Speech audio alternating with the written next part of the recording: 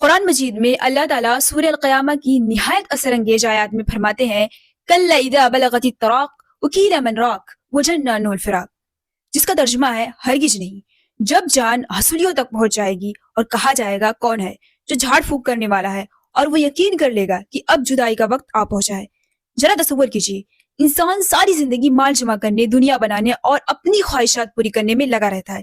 لیکن ایک وقت ایسا آتا ہے جب موت اس کے دروازے پر کھڑی ہوتی ہے۔ گھر والے، دوست اور عزیز سب اس کے ارد گرد ہوتے ہیں، کوئی ڈاکٹر بلاتا ہے، کوئی دوا تلاش کرتا ہے، اور کوئی کہتا ہے کون ہے جو اسے بچا لے،